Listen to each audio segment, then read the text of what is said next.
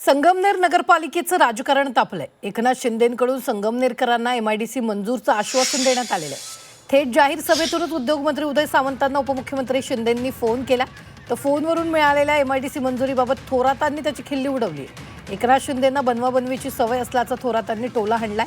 तर निवडणुकीसाठी धरण, नदी, डोंगरही मंजूर करतील असं म्हणत बाळासाहेब थोरातांकडून एकनाथ शिंदेंच्या स्टाईलची फिरकी घेण्यात आली आहे।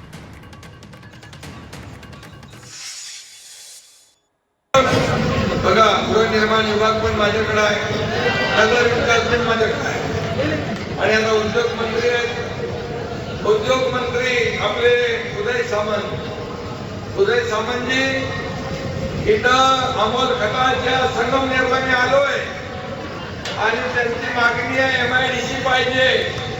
काय करणार तुम्ही? आपल्या आदेशानुसार मी संगमनेरला गेलो होतो, अमोल खताळच्या इथे,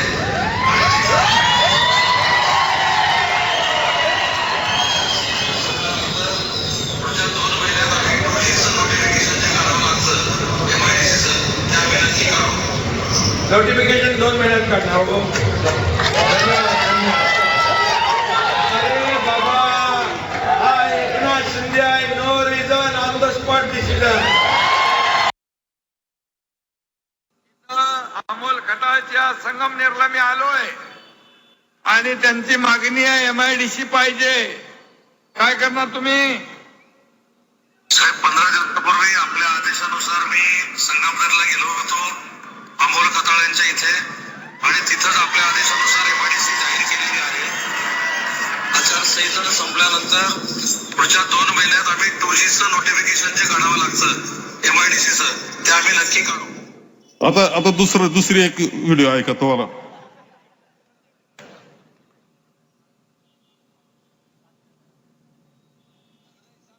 लागतो का बघ? हॅलो, उदय बोलतो। उदय सामंतजी, मी इथं पांढरकवड्यात सभेत आलोय। लोकांची मागणी आहे, इथे रोजगार नाही मिळत, इथं एमआयडीसी पाहिजे, जागा द्यायला तयार आहे।